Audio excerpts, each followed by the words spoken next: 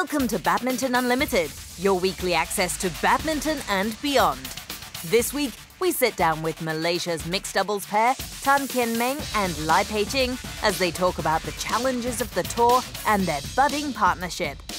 And Oceania's teams tell us about the positive impact their participation at the Total BWF Sudirman Cup 2017 has had on badminton in their country. Chan Peng-soon and Goh Liu-ying became national heroes last year after clinching silver at the Rio 2016 Olympic Games. With all the attention focused on Malaysia's top mixed doubles pair in the period during and after the Summer Games, it helped another mixed doubles duo go about their business under lesser scrutiny. Away from the spotlight, the fledgling partnership of Tan Kian Meng and Lai Peiqing blossomed, breaking into the world top 10 last year. We didn't expect to break into the top 10 within a year. When people used to ask us what were our targets and the ranking we expected ourselves to achieve, my standard answer was always play our best and break into the top 25.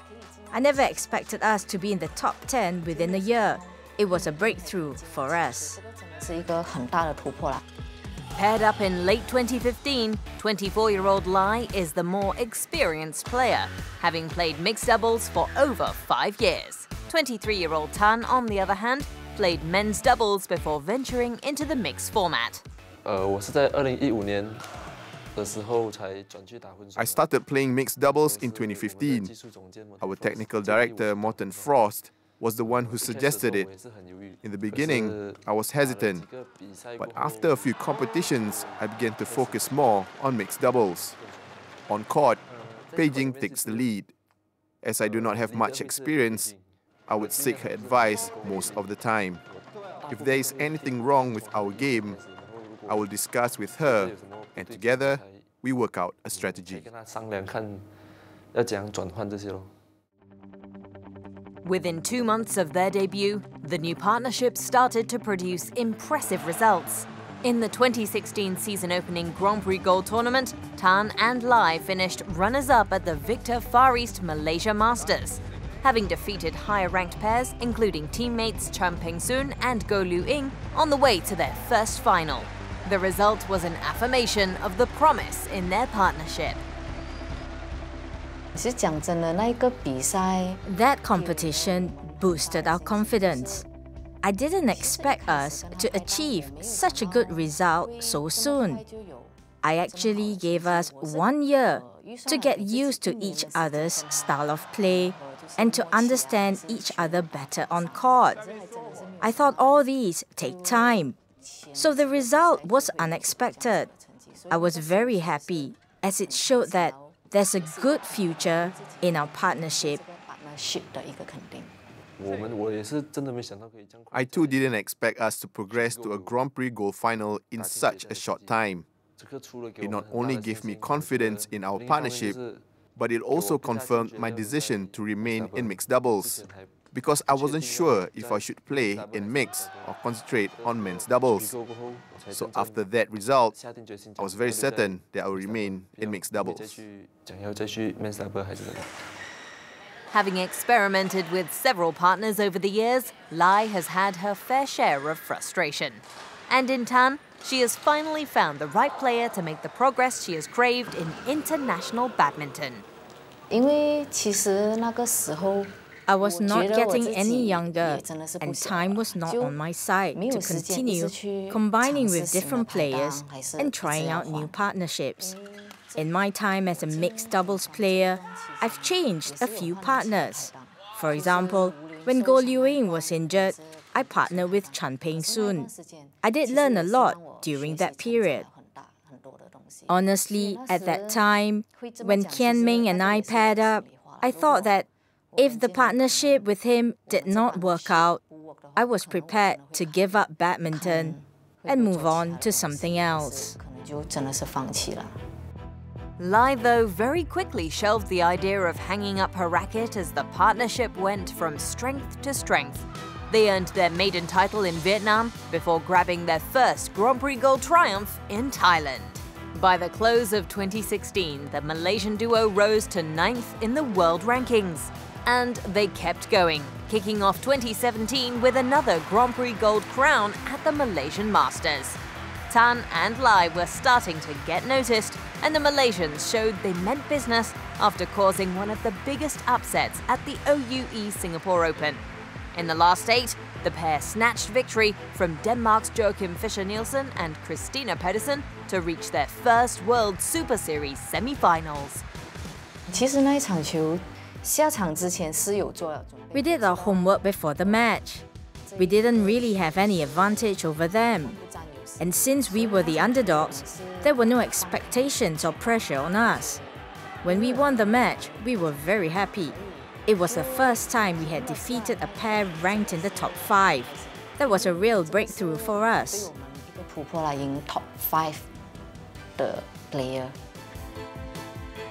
Despite coming up short in the semi-finals, the Malaysian duo went home with valuable experience from a top-tier tournament that can only help bring their game forward.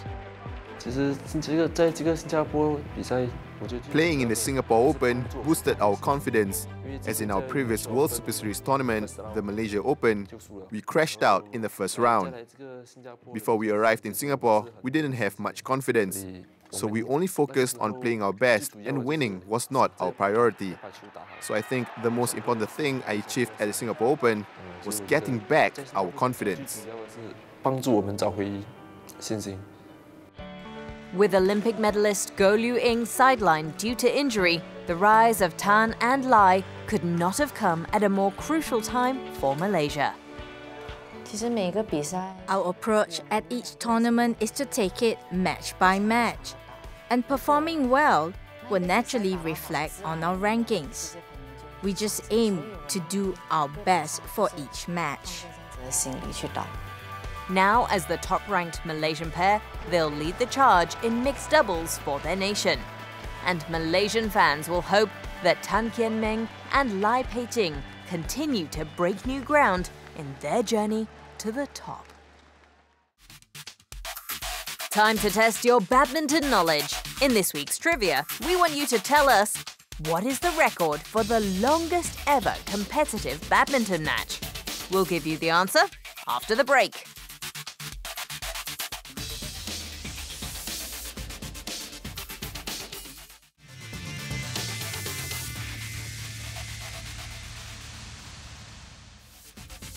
When we return, we learn more about the legacy of Oceania's participation at the Total BWF Sudirman Cup 2017.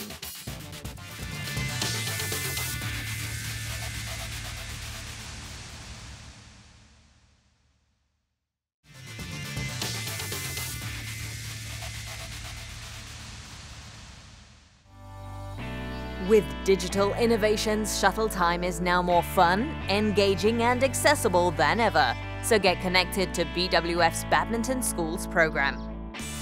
Find out more about BWF's grassroots initiatives on these platforms. Download the app, visit the website and get active on Facebook. Your gateway to shuttle time has never been so easy.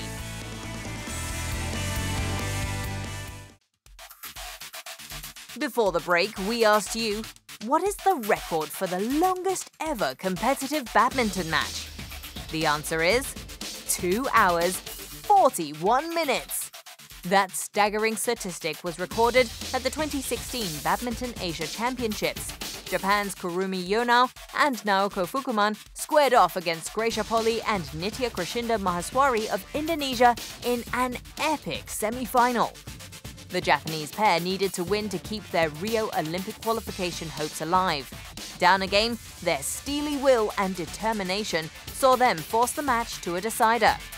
The final game lasted more than an hour, and Yonao and Fukuman prevailed in the marathon over the Indonesians. 13-21, 21-19, 24-22.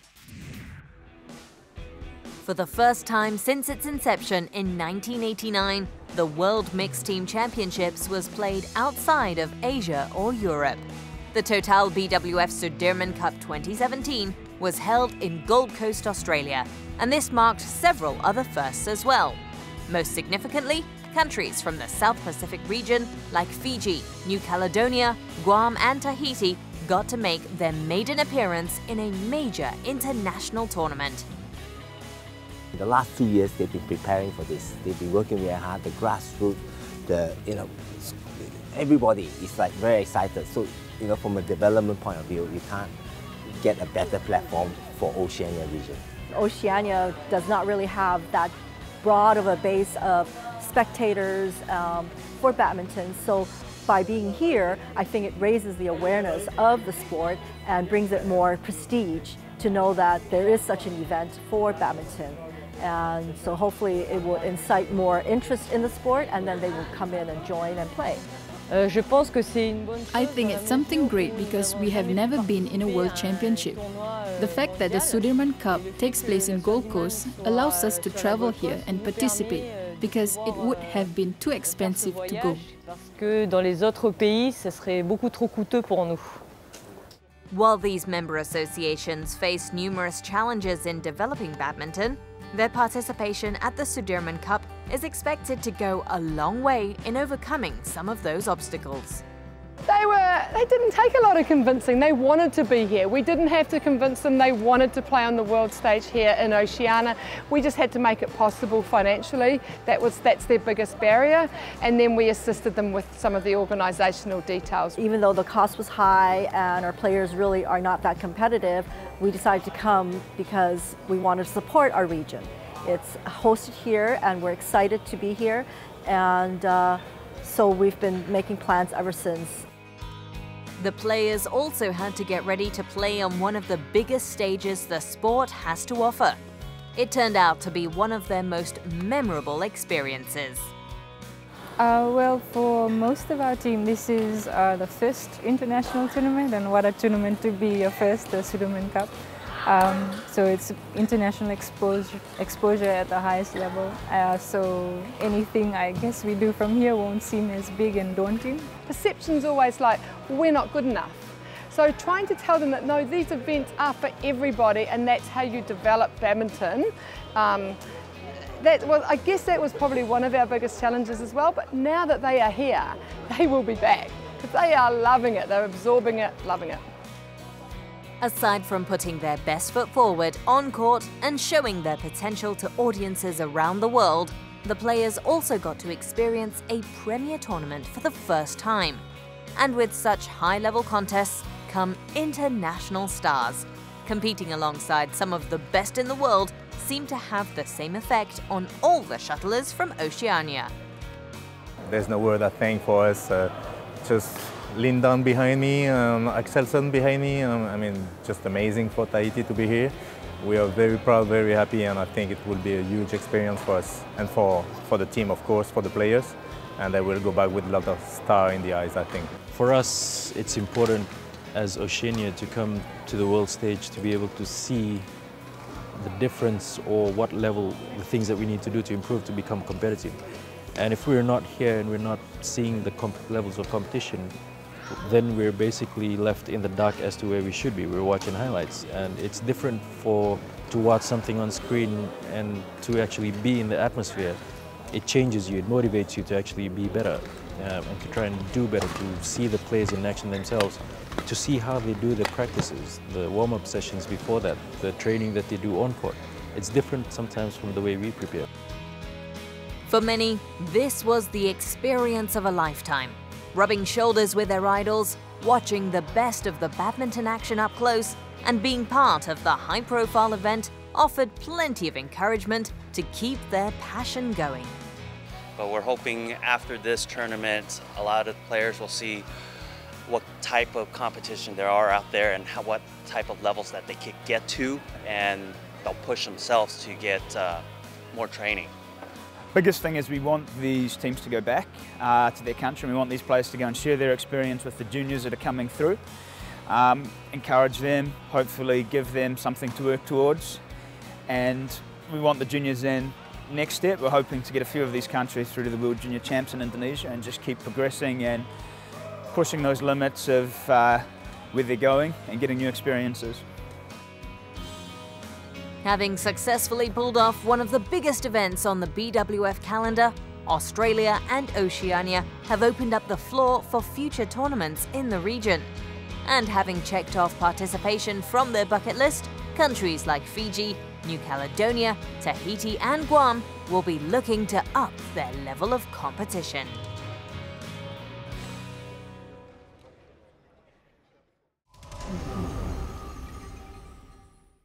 After a short break in mid-April, the MetLife BWF World Super Series was back in action in Jakarta for one of the tour's most popular tournaments, the BCA Indonesia Open. The women's doubles began proceedings on finals day, and Korea's Chang Ye-na and Lee So-hee took on Chen Qingchen and Jia Yifan of China. It was a closely fought opener in which the lead changed hands several times early. In the end, it was the Chinese who had that extra edge to claim the first game.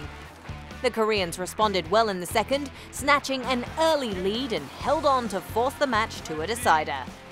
But Chen and Jia regained their composure and produced a masterclass performance to completely shut down their opponents in convincing fashion.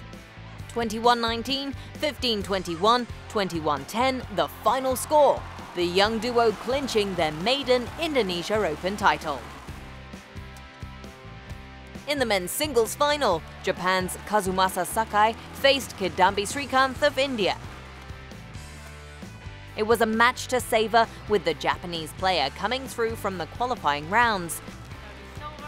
After a tight opening game, it was Srikanth's experience that prevailed, sealing the first game with ease. The Japanese ace fought bravely in the second and managed to threaten the match to a decider, but Srikanth would not be denied and completed his mission with his trademark net smash.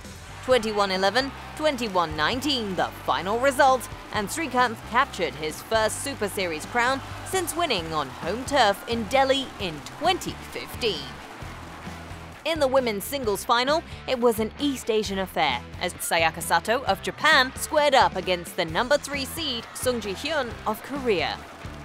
Sato began the opener brilliantly, producing nifty plays and devastating finishes to take the first game. However, the Korean responded resolutely in the second, surging ahead midway through the game and forcing the match to a decider. But Sung could not replicate her promising resurgence as the Japanese shuttler turned on the style and swiftly dismantled her opponent. It was game over after 78 minutes, and a jubilant Sato clinched her first World Super Series crown. The final score, 21-13, 17-21, 21-14. It was the world's first versus second in the men's doubles final, with Denmark's Mathias Bo and Carsten Mogensen colliding with China's Li Chunhui and Liu Yuchen. The Danes did well to keep up the pace with the Chinese in the opener, but it was not enough to hold Li and Liu from sealing the first game. The second game was another close battle, and this time Bo and Mogensen emerged victorious to force the match to a third game. No European pair has won the Indonesian crown since its inception in 1982. And that drought looks set to continue, with Li and Liu grabbing the decider. The final result, 21-19, 19-21, 21-18. The mixed doubles final wrapped up another exciting week of badminton, as home favourites Tontawi Ahmad and Liliana Natsir took on China's hottest pair this year, Zheng Siwei and Chen Qingchen. The Indonesians were pushed to the limit by their opponents in the opener, but backed by the roaring support, Tontawi and Liliana did not upset as they closed out the opening game. Invigorated by the home crowd, the Indonesian duo showed no mercy in the second and comfortably broke down the number 1 seeds Zheng and Chen to claim their first home Super Series crown. The final score, 22-20, 21-15.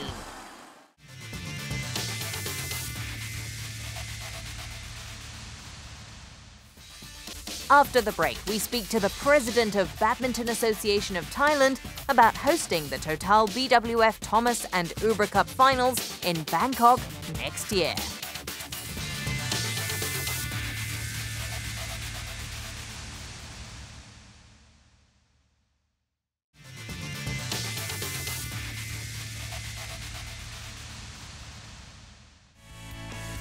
Get connected with us on social media. Follow us on Twitter and Facebook and tell us what you think of the latest news.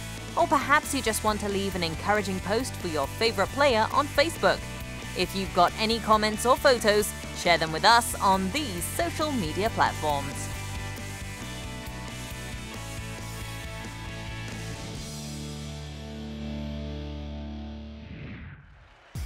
Thai badminton has had plenty to be happy about in recent months. The Land of Smiles celebrated only their second podium finish at a major team event after grabbing bronze at the recent Total BWF Sudirman Cup 2017 in Gold Coast. The intent to raise their game and strengthen the squad was apparent when Thailand enlisted Indonesian legend Rexy Mainaki to helm the national team earlier this year. The Thai coaches we hired in the past were ones of the best in our country. We, however, are aware that there are different playing styles and techniques which our players need to learn. We need a well-trained and successful person to guide our players. In my opinion, the two most important benefits that our players will get from being coached by Rexy Mainaki is the self-belief and desire to win. Apart from our players, our Thai coaches can also learn from him. Having him on our team will turn to be a good investment in the long run. Thailand now have their sights on the next major team competition, the Thomas and Ubra Cup Finals 2018, which will be hosted in their capital city, Bangkok. It is a great honor for Thailand to host this tournament for the first time. This event absolutely creates an excitement for Thai badminton. Thomas and Ubra Cup is, after all, the World Cup of the sport of badminton. We cannot ask for any better opportunity to showcase not only our badminton power, but also our beloved country. So proud of it and so excited. I didn't think it would come to that soon. We expect in the future, and I'm glad that we have recognized our work in the last few years, that we can host some big events. Over the past few years, Thai administrators have impressed using innovative presentation at local tournaments, making the audience's experience more engaging and exciting. I think the last 2 years' events, we kept the record and also the presentation. We show what we can do, and the record shown we have a strong technical teams, we have a strong sport presentation. We did something that some Super Series did not do, that we can show that we can leading in this area of the sport entertainment. I think that we managed to convince the BWF that, hey, we can help make the best ever for the Thomas Ubra Cup final next year. No doubt world-class badminton will be on show at the Thomas and Ubra Cup finals in Bangkok next year. And it'll also give the country the perfect platform to showcase the best of Thailand to the world. Thailand is known as the land of smiles. Thai hospitality is the best in the world. I can sincerely say that everyone will feel right at home with us. Not only they will enjoy participating in the most important team championship for badminton, but they will also enjoy our amazing Thailand. More importantly, hosting a major badminton event will go a long way in helping the country raise the profile of the sport. And judging by Thailand's enthusiasm, the Thomas and Ubra Cup Finals 2018 is gearing up to be another badminton spectacle to remember. The tournament will help enhance the popularity of badminton in Thailand. More people will play and enjoy the game. Young generations will pick up the sport of badminton. This is also a good opportunity for Thai badminton fans to watch the matches between champions from all around the world. We will make this experience a history. This is a real excitement for Thailand, and we cannot wait for this to happen next year.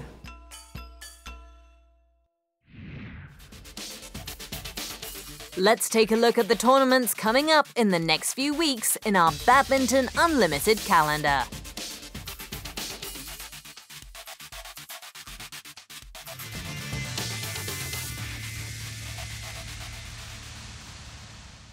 My name is Hardianto. My name is Berry Anggrawan. Catch us on Badminton Unlimited. Next week, we put the spotlight on Indonesia's latest winning men's doubles combination, Berry Anggrawan and Hardianto. See you next week.